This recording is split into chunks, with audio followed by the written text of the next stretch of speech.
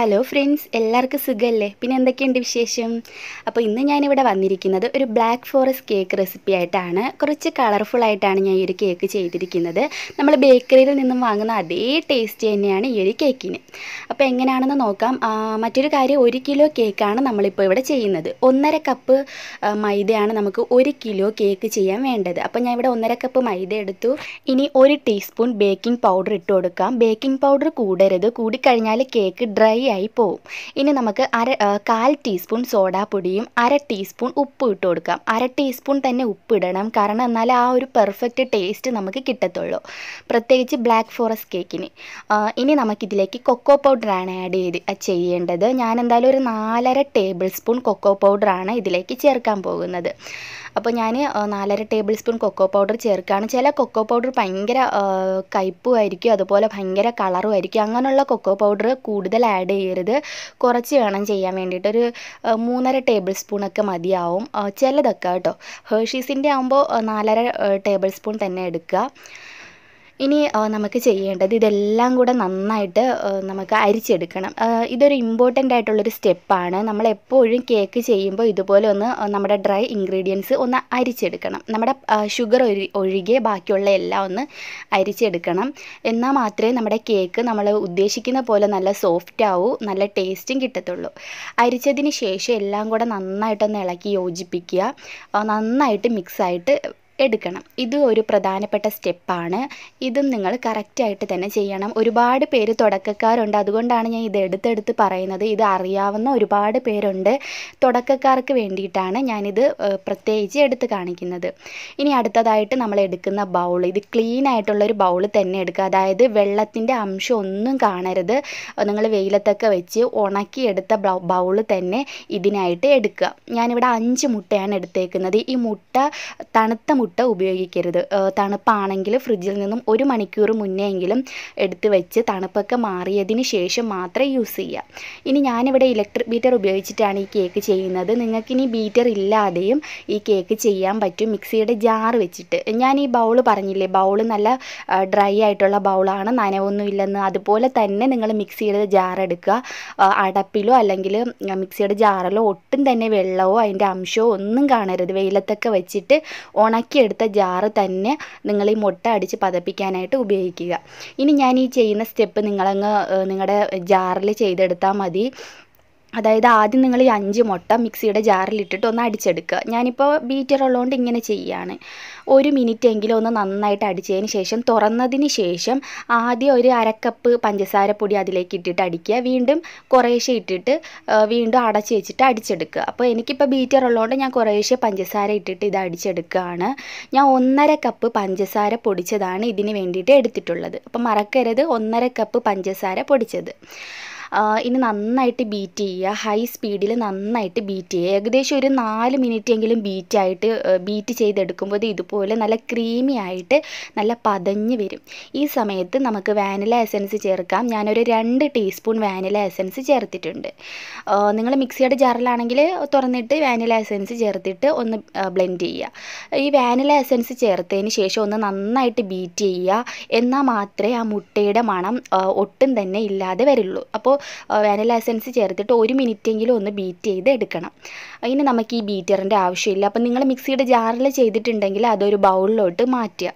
അപ്പോൾ ബൗളിൽ നല്ല ക്ലീൻ ആയിരിക്കണം കേട്ടോ, വെള്ളം ഒന്നും കാണരുത് നിങ്ങൾ ഒഴിക്കുന്ന ബൗളിലും. അപ്പോൾ നിങ്ങൾ ഒരു ബൗളിലോട്ട് ഒഴിച്ചതിന് ശേഷം നമ്മുടെ ഡ്രൈ ഇൻഗ്രീഡിയൻസ് ഇതിലേക്ക് ചേർത്ത് കൊടുക്കുക. അപ്പോൾ ഞാൻ എന്തായാലും ഇതിലേക്ക് ചേർക്കാൻ പോവുകയാണ്. അപ്പോൾ ഞാൻ എന്തായാലും കുറച്ച് ഡ്രൈ ഇൻഗ്രീഡിയൻസ് ഇതിലേക്ക് ചേർത്തു. എന്നതിന് ശേഷം ഒരു 4 ടേബിൾ സ്പൂൺ മെൽറ്റ് ചെയ്ത ബട്ടർ ചൂടാറിയതിന് ശേഷം ഞാൻ ഇതിലേക്ക് ചേർത്തിട്ടുണ്ട്. ഇതെല്ലാം കൂടെ മിക്സ് ചെയ്തെടുക്കുക. പിന്നെ നിങ്ങൾ ഡ്രൈ ഇൻഗ്രീഡിയൻസ് ചേർക്കുമ്പോൾ എല്ലാം കൂടെ ഒന്നിച്ച് ചേർക്കരുത്, ഇതുപോലെ കുറേശ്ശെ ഇട്ടിട്ട് വേണം മിക്സ് ചെയ്ത് എടുക്കാൻ വേണ്ടിയിട്ട്. അപ്പോൾ ഞാൻ മുഴുവൻ ഡ്രൈ ഇൻഗ്രീഡിയൻസ് ഇതിൽ ചേർത്തു, ബട്ടറും ചേർത്തു, ഒന്ന് മിക്സ് ചെയ്തെടുത്തിട്ടുണ്ട്. പിന്നെ ഇതൊരു ഇമ്പോർട്ടൻ്റ് ആയിട്ടുള്ള സ്റ്റെപ്പാണ്. നിങ്ങൾ ഈ ഡ്രൈ ഇൻഗ്രീഡിയൻസ് ചേർത്ത് ഇളക്കുന്ന സമയത്ത് ഓവറായിട്ട് ഇളക്കാൻ പാടില്ല. എല്ലാം കൂടെ യോജിച്ചു എന്ന് കണ്ടാൽ പിന്നെ ഇളക്കാൻ നിൽക്കരുത്. പിന്നെ ഇളക്കി കൊടുത്തുകൊണ്ടേ ഇരുന്നാൽ കേക്ക് ഹാർഡായി പോവത്തേ ഉള്ളൂ. ഇനി അടുത്തതായിട്ട് നമുക്ക് ഗ്രീസ് ചെയ്ത ഒരു ബേക്കിംഗ് ടിന്നിലേക്ക് നമ്മുടെ ഈ കേക്ക് ബാറ്റർ ഒഴിക്കാം. 8 ഇഞ്ചിൻ്റെ കേക്ക് പാനാണ് ഞാനിവിടെ എടുത്തിരിക്കുന്നത്. പിന്നെ പ്രത്യേകം ശ്രദ്ധിക്കുക, നിങ്ങൾ ഈ ഒരു കേക്ക് ബാറ്റർ ഒഴിക്കുമ്പോൾ പകുതി മാത്രമേ, ഈ ടിന്നിൻ്റെ പകുതി മാത്രമേ ഒഴിക്കാൻ പാടുള്ളൂ. കുറച്ച് അധികം ഉണ്ടെങ്കിൽ മാറ്റുക, അല്ലെങ്കിൽ നമ്മൾ കേക്ക് ബേക്കായി വരുന്ന സമയത്ത് നമുക്ക് ഇത് ഉള്ളൊക്കെ വേകാതൊക്കെ ഇരിക്കാൻ ചാൻസ് ഉണ്ട്. ഈ കേക്ക് ബാറ്റർ ഒഴിച്ചിട്ട് ഇതുപോലെ ഒന്ന് ടാപ്പ് ചെയ്ത് കൊടുക്കുക. എയർ ബബിൾസ് ഒക്കെ പോകാൻ വേണ്ടിയിട്ടാണ് നമ്മളിങ്ങനെ ടാപ്പ് ചെയ്ത് കൊടുക്കുന്നത്. നമ്മൾ ചില കേക്കിലൊക്കെ കാണില്ലേ മുകൾ ഭാഗം മൊത്തം ഇങ്ങനെ കുമിള പോലെ ഇരിക്കുന്നത്, നമ്മളിങ്ങനെ ടാപ്പ് ചെയ്യാത്തതുകൊണ്ടാണ് കേട്ടോ. അപ്പോൾ ഇനി ഈ കേക്ക് ടിന്നൊക്കെ ഗ്രീസ് ചെയ്യുന്ന എങ്ങനെയാണെന്ന് അറിയാലോ.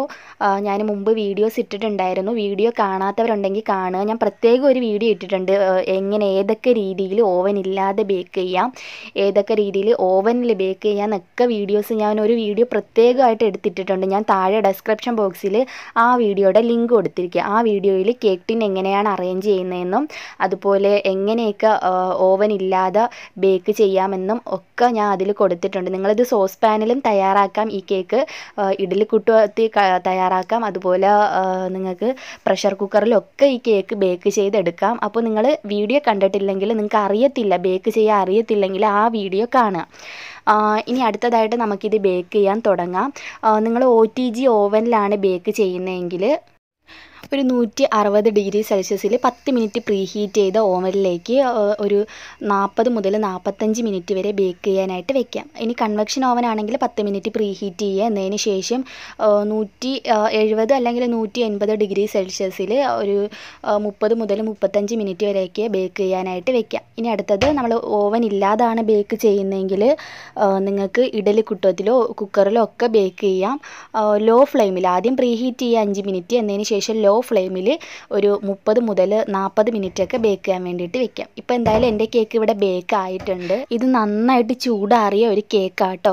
ഞാനിപ്പോൾ വീഡിയോ എടുക്കുന്നതുകൊണ്ട് സ്റ്റെപ്പ് ബൈ സ്റ്റെപ്പായിട്ട് കാണിക്കുകയാണ്. നിങ്ങൾ ഈ കേക്ക് റെഡിയാകുമ്പോൾ തന്നെ നിങ്ങൾക്ക് വിപ്പിംഗ് ക്രീമൊക്കെ ബീറ്റ് ചെയ്ത് ഫ്രിഡ്ജിലൊക്കെ വെക്കാവുന്നേ ഉള്ളൂ. അപ്പോൾ എൻ്റെ കേക്ക് ഇവിടെ ആറിയതിന് ശേഷം ഞാനിവിടെ നൈഫ് ഉപയോഗിച്ച് സൈഡൊക്കെ ഒന്ന് വിട്ടെടുക്കുകയാണ്. അപ്പോൾ ഞാൻ ഇതെല്ലാം സൈഡൊക്കെ ഒന്ന് വിട്ടെടുത്തിട്ടുണ്ട്. ഇനി നമുക്ക് ചെയ്യേണ്ടത് ഇത് പുറത്തെടുക്കുക. ഇനി ഞാൻ ബട്ടർ പേപ്പർ ഇട്ടിട്ടാണ് കേട്ടോ കേക്ക് ബേക്ക് ചെയ്തത്. ഇങ്ങനെ ഇട്ട് ബേക്ക് ചെയ്യുന്നതായിരിക്കും നല്ല, എന്താ പറയുക, നല്ല പെർഫെക്റ്റായിട്ട് കിട്ടുകയും ചെയ്യും. കേക്കൊന്നും അതിലൊട്ടി പിടിക്കും എന്നുള്ള പേടിയും വേണ്ട. അപ്പോൾ നമ്മുടെ കേക്ക് ഇവിടെ റെഡി ആയിട്ടുണ്ട്. ഇത് ഞാൻ എന്തായാലും ഒരു സൈഡിലോട്ട് മാറ്റി വെക്കുകയാണ്. ഇനി അടുത്തത് നമുക്ക് വിപ്പിംഗ് ക്രീം ഒന്ന് റെഡിയാക്കി എടുക്കാം. ഇതൊക്കെ ഒരുപാട് പേർക്ക് അറിയാം, എന്നാലും അറിയാത്തവരും ഉണ്ട്. ഞാനിവിടെ എന്തായാലും 1.5 കപ്പ് വിപ്പിംഗ് ക്രീം എടുത്തിട്ടുണ്ട്. നല്ല തണുത്ത വിപ്പിംഗ് ക്രീമാണ്. ഞാനിവിടെ ഉപയോഗിക്കുന്നത് വിവോയുടെ വിപ്പിംഗ് ക്രീമാണ്. Whipping cream Vivo whipping cream, ഫിയോന whipping cream, പിന്നെ റിച്ചിൻ്റെ വിപ്പിംഗ് ക്രീം എന്നീ വിപ്പിംഗ് ക്രീമാണ് ഇപ്പോൾ അവൈലബിൾ ആയിട്ടുള്ളത്. പിന്നെ വേറെ എനിക്ക് അറിയത്തില്ല കേട്ടോ. അപ്പം ഞാൻ ക്രീം ബാക്കി വരുന്നത് സൂക്ഷിക്കുന്നത് ഫ്രീസറിലാണ്. എന്നിട്ട് ആവശ്യത്തിന് എടുക്കുന്നതിന് തൊട്ട് മുന്നേ, അതായത് 1 മണിക്കൂർ മുന്നേ എടുത്ത് വെളിയിൽ വെച്ചിട്ട് നമുക്ക് ക്രീം അപ്പോൾ നല്ല അങ്ങ് ലൂസാവും.